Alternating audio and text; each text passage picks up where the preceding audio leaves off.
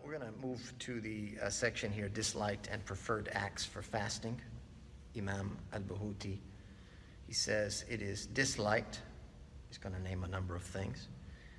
And this is deemed so to avoid conflicting with those who declare it a nullifier, for one fasting to gather their saliva in the mouth and swallow it. This is considered disliked. And as I mentioned, it's deemed to disliked because there are those that view it to be an invalidator. And so to avoid this conflict, it's been considered makruh. The next is to taste food, even if there is a need to do so. And there's various different opinions, and there's actually a variant opinion in the madhab as well regarding tasting food.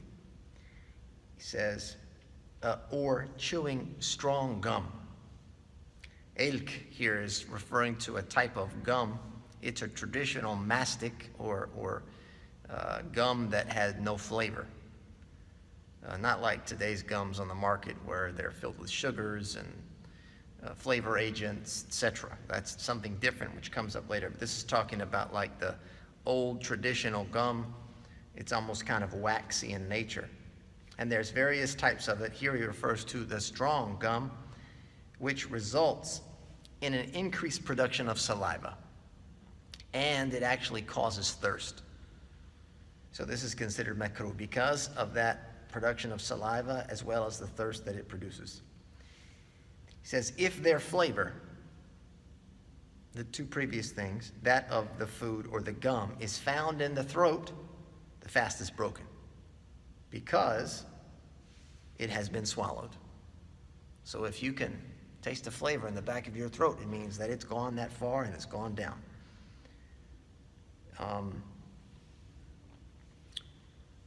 It is categorically impermissible to chew gum that dissolves in the mouth. So here we're talking about things similar to what we have on the marketplace now, or in the marketplace.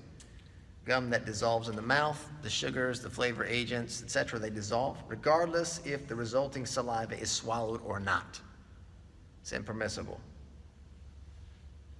And to swallow phlegm, regardless its place of origin, whether that's from the chest or from the nasal cavity or wherever it may be, phlegm,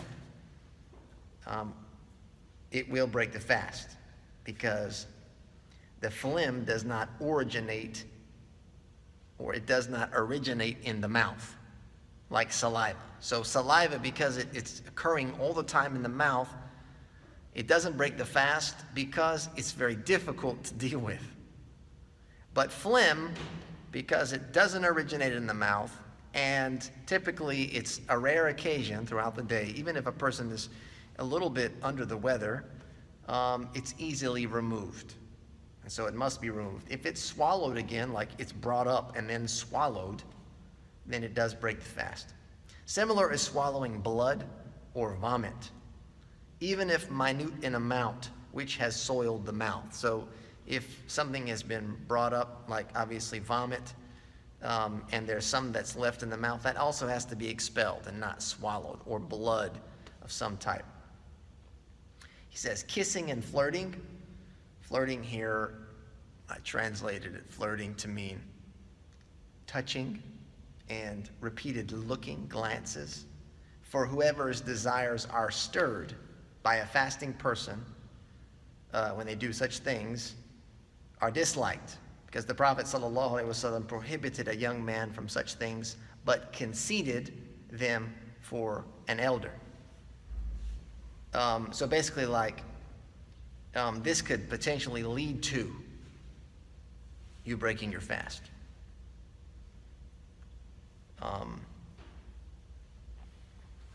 And of course, if a climax is reached, then it's, or if it's assumed that it would lead to that, it is impermissible. If it's assumed that a climax would be reached through kissing or flirting, it's impermissible to do that. It says it is categorically obligatory to stay away from lying, backbiting, slander, and cursing. According to Imam Ahmad and Imam al-Bukhari, they both reported that the Prophet ﷺ said, whoever does not abandon false speech and misconduct, Allah will not be pleased that they abandon their food and drink. Right, so it's not only about the mechanical issues of fasting, what you can and cannot do in terms of food and drink or intimacy, but it's also about your general behavior. So things like lying, backbiting, slander, various other types of misconduct, impermissible behavior, etc., are all a part of the intent of fasting. It doesn't mean that they will break your fast. It does mean it will diminish your reward. Imam Ahmad said, it is a must to look after your tongue when you fast and not to argue. You must protect your fast. The pious would sit in the masjid when fasting and say, we're preserving our fast by not backbiting anyone or doing anything which will compromise it. So they would seek refuge in the house of Allah, knowing that if they stepped out into the world, it was likely or more likely that they would run into scenarios that would kind of, present the opportunity to fall into such sins, which would spoil their fast. So those are some of the things which are considered disliked. The following are recommended, as mentioned by Imam Bahuti. Some of these mentioned by Ibn Qadi. He says, abundant recitation of the Quran while fasting, and dhikr, remembrance of Allah, and giving charity, sadaqah. So it's recommended that while you're fasting, you increase in reciting the Quran, remembering Allah, and giving sadaqah, optional charity. Restraining the tongue from the abhorred, that means intentionally doing so, is a recommendation. To audibly say, I'm fasting, if one is cursed, because the Prophet ﷺ said, if anyone curses him or fights him, meaning person that's fasting, he should say, Ana sa'imun, Ana sa'imun. I'm fasting, I'm fasting. The next is to delay the pre-dawn meal, suhoor, so long as the sunset is not too close. Right? If you fear that the sun's going to rise while you're in the middle of eating, or you're going to get that fajr adhan's going to go while you're eating, then you've delayed too long. But getting close to that is preferred, that you delay it. And of course, this is due to the statement of Zayd ibn Thabit, who said, we had suhoor with the Prophet ﷺ, and then we got up to pray. He was asked how much time was between the two, when they ate and when they prayed, and he said it was about the amount of 50 verses, the recitation of 50 verses. To delay the suhoor, the virtue of this can be achieved by drinking water.